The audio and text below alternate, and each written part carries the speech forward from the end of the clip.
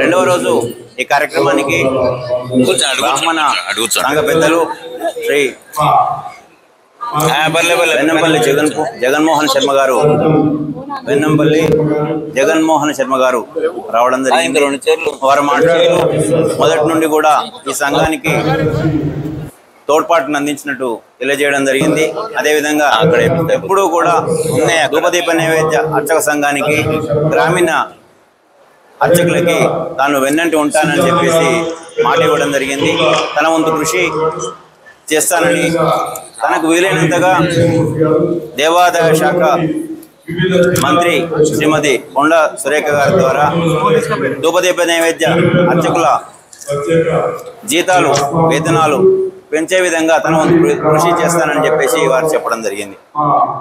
సమావేశం ఏర్పాటు చేయాలి. దీంట్లో ఎంతమంది తెలుసో తెలియదో నాకు తెలియదు.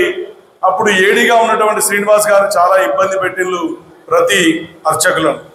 అప్పుడు నేను వేదిక మీద నా జేబులకు వెళ్ళి ₹1,00,000 తీసి టేబుల్ మీద పెట్టి, మీరు అర్చకులను ఇబ్బంది పెట్టకండి, మీకు డబ్బులు కావాలంటే నేను ఇస్తా, కానీ వాళ్ళే 5,000 10,000 గురించి 6,000 గురించి జీతంలో పనిచేసేటోళ్ళు, వాళ్ళ దగ్గర మీరు అడుకోవద్దు అని నేను చెప్పి టేబుల్ మీద పెడితే, అప్పటి నుండి కూడా ఇప్పటి వరకు కూడా ఆయన ఎక్కడ నన్ను చూసినా నువ్వు చేసిన పరాభవం నాకు చిన్నది కాదు, చాలా ఘోరంగా చేసావు అంటే నేను ఒకటే మాట చెప్పిన, నేను కొట్లాడేది నా గురించి కొట్లాడలేను.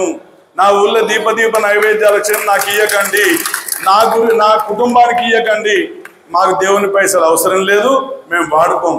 కానీ అర్చకులు 21 కులాలతో సంబంధించినటువంటి ఈ అర్చక వృత్తిలో దీని 5,000 6,000 10,000తో బతుకుతున్నటువంటి వాళ్ళు చాలా మంది ఉన్నారు. వాళ్ళ దగ్గర మీరు కమిషన్ల కొరకు లంచం కొరకు పనిచేయకండి అని కూడా నేను అప్పటి నుంచి కూడా ఎండోమెంట్ కమిషనర్ అనిల్ కుమార్ గారి దగ్గరికి నేను చాలాసార్లు వెళ్ళి మరి ఈ విషయం చెప్పడం జరిగింది.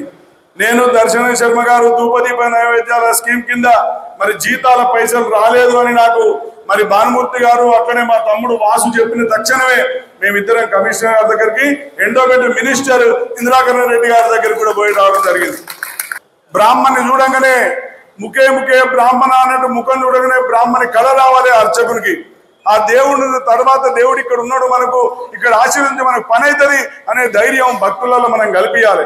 మనం అట్లాంటివి కల్పించినప్పుడు మనకు ఎవరైనా దండం పెడతారు, మన గుడి అభివృద్ధికి వాళ్ళు తోడ్పడతారు, మన అభివృద్ధికి తోడ్పడతాడు.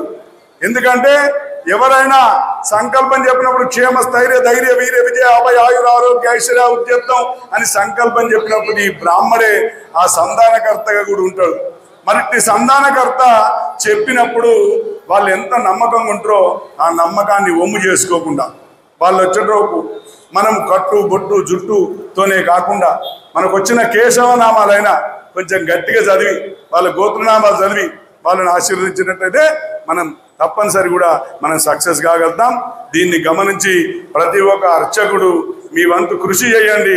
మరి బ్రాహ్మణ సంఘ పెద్దలుగా అర్చక సంఘ పెద్దలుగా మా తమ్ముడు వాసు మీ వెంట ఉంటాం, మీ వెంబడి తిరుగుతాం, మీ జీతపద్యాలలో కానీ మీకు ఆపదలలో కానీ మేము తోడుంటామని కూడా తెలియజేస్తూ నాకు ఈ అవకాశం ఇచ్చిన మా తమ్ముడి వాసుకు మరి ప్రత్యేక ధన్యవాదాలు చెప్తూ ముగిస్తున్నాను. థ్యాంక్ యూ, ధన్యవాదాలు.